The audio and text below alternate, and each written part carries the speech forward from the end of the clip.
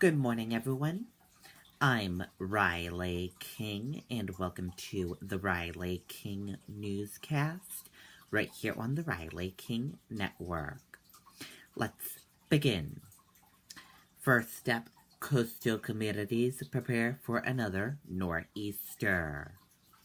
Let's take a listen to the video from WMUR News 9, Jennifer Crompton.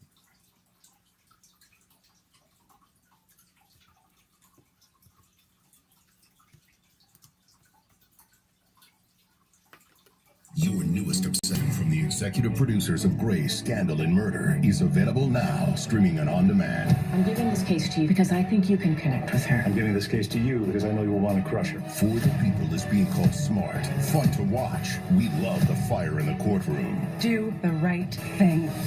It's exactly what you want from a Shondaland drama. Let me do the job I was meant to do. Stand up and fight. For the People, streaming now and on demand on ABC. Winter storms, including 3 March nor'easters, have wreaked havoc on shale seawalls along our coast. Crews keep pushing them back up as a barrier for more heavy surf, but they are quick fixes.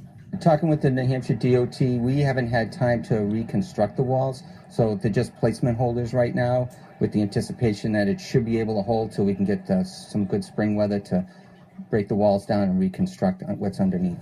Today, before the next storm, a crew worked on the parking lot at Genesee Beach, closed since being damaged in recent nor'easters. Storm wear and tear is evident, including on machines and humans. This would have been the first week most coastal crews could have worked a normal 40 hours. What we saw during the last two major storm events is the same guys that work at the transfer station are the same guys that plow snow. In Hampton, recent historic flooding kept marshes overflowing and beach storm drains underwater for much longer, straining the wastewater treatment plant.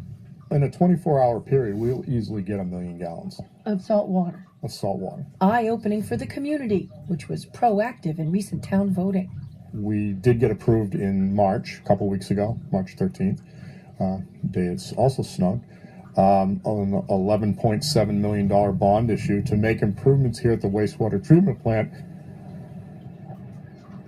Another proactive move, these 140 tons of rock pushed up against this section of seawall before the season began. And officials here say that likely saved it from being damaged and ruined altogether. We're live at Hampton, Jennifer Crompton, WMUR News 9. Okay, and there you go on that video and that report.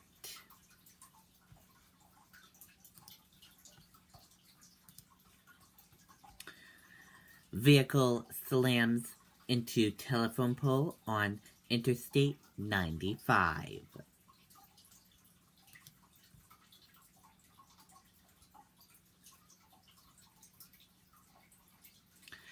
Let's take a listen to the video from WCVB Boston. The S9, you get another for your friend. And with Galaxy Forever, you can upgrade to the newest Galaxy every year. Upgrades every year? Every year. Every year. Every year. Sign up for Galaxy Forever on Sprint and get the newest Galaxy every year. It's like pre-ordering for the future. The driver told police he started choking on his coffee.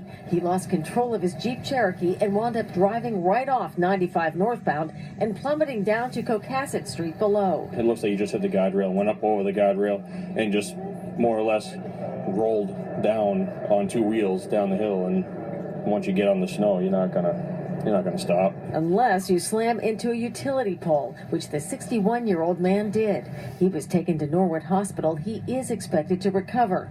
Meanwhile, National Grid crews will spend a long night replacing this pole, turning off power to local residents in the process. But as this witness points out, it could have been worse. These are high voltage wires. If that thing had come down and landed on the highway, I don't even know how bad it would have been. So again, an all-nighter for National Grid crews, probably the last thing they need going into another nor'easter. But again, local residents should only see their power turned off for about 1 hour. Okay, and there you go on that video and that report.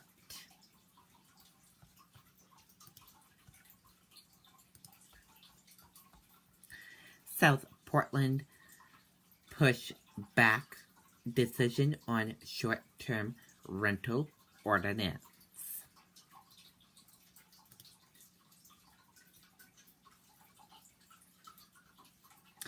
Let's take a listen to the video from WMTW News 8 Maine.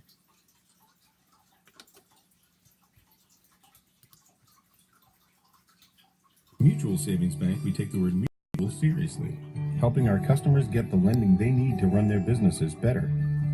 We've been here for over 190 years and we'll be in it together for 190 more. Saco and Biddeford Savings. Contentious issue of short-term rentals in South Portland still undecided. The council reviewed and certified a petition with enough signatures that would ask the council to reconsider its rules banning short-term rentals and non-hosted stays like Airbnb. Well, tonight, councilors decided to wait until its April meeting to take the next steps. At this point, the ordinance is not in effect. It's kind of stayed from going into effect because of the petition. And so nothing happens with, it's just kind of where we were, 2 months ago. The public will have the chance to weigh in again on this issue at the April 3rd meeting. Councilors then could decide to take back the ordinance or send it to voters in June. Okay, and there you go on that video and that report.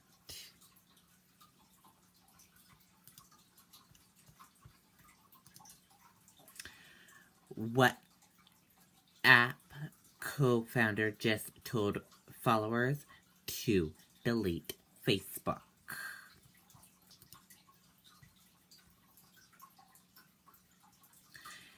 Aimed the turmoil of the Cambridge Analyst data scandal, WhatsApp co-founder Brian Acton on Tuesday told his Twitter followers to delete Facebook. Acton has almost 21,000 Twitter followers.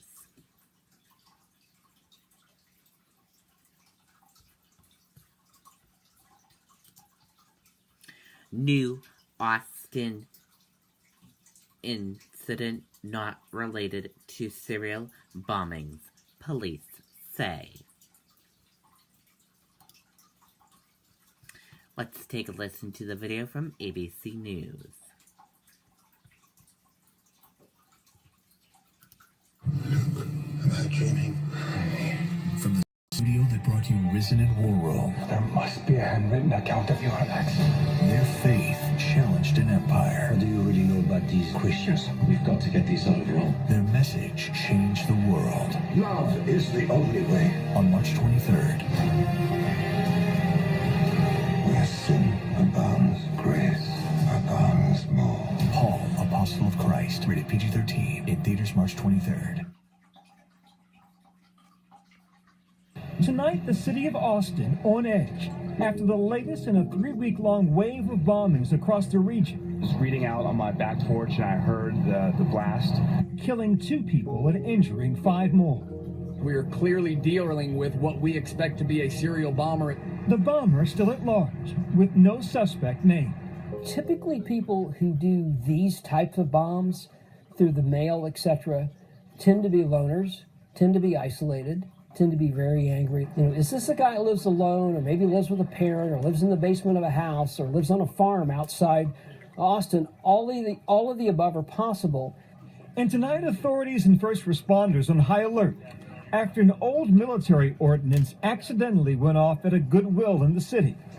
This incident is not related to any of the other incidents that we've had here in Austin, and we just want to reiterate to the community that if you see something suspicious, if you have a suspicious box, a suspicious package, that you continue to call 911. The latest attack early Tuesday morning. A postal worker injured when a package bomb exploded on a conveyor belt at this FedEx distribution center in Church, Texas, an hour outside Austin. There were nails in the bomb. Package was going to Austin. Authorities telling ABC News tonight another explosive device has been found undetonated at a FedEx in Austin. where this morning's bomb was shipped from. Unexploded bombs are extremely helpful because they give you an intact bomb. How did he build it? What materials did he use? They could get DNA, hairs and fibers, trace evidence, and fingerprints off the package itself and the bombs in particular. Is the latest in a series of bombings that's shaken the city of Austin and surrounding areas. 5 attacks in less than 3 weeks. It all began on March 2nd here in Austin.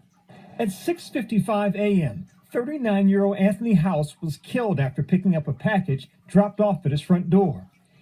Just 10 days later, a few miles from the first bombing, we got 2 people down. It looks like one in the door entry. Another deadly blast from a planted package. 17-year-old Draylon Mason was killed, his mother critically injured. We have trauma activations, penetrating trauma, head and torso. His neighbors horrified by the incident. I saw an ambulance with my neighbor on, on a stretcher, and so that was very terrifying for me.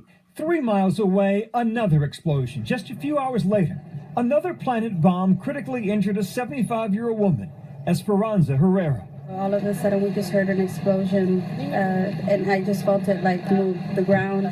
Police evacuating the neighborhood, putting small children on buses, alerting everyone not to touch any suspicious packages. We've got a pattern of incidents that have occurred in this community over the past 10 days, and so that we believe are related. Authorities issuing a warning to residents. If you've had a delivery that did not come through an official mail service, but instead you just found this item on your porch or in your yard and it was unexpected, do not handle it, do not touch it, do not move it, but instead call us. 6 days later, just miles away, a fourth bombing in a possible new tactic. A bomb rigged to a tripwire. The victims this time, 2 unsuspecting bicyclists. Will Grote and Colton Maids were injured.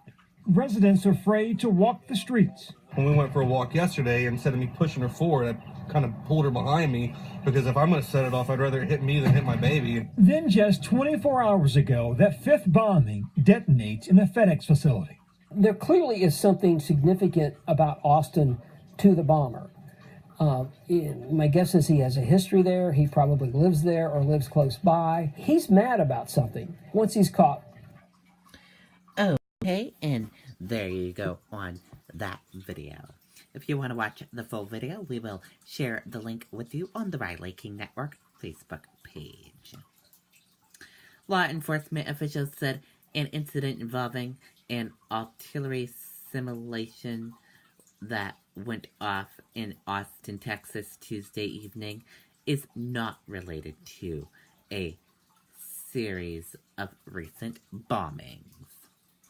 And that does it for the Riley King Newscast right here on the Riley King Network. I hope you all have a great rest of your Wednesday, and I'll see you back here later on today for another newscast. Goodbye, everyone.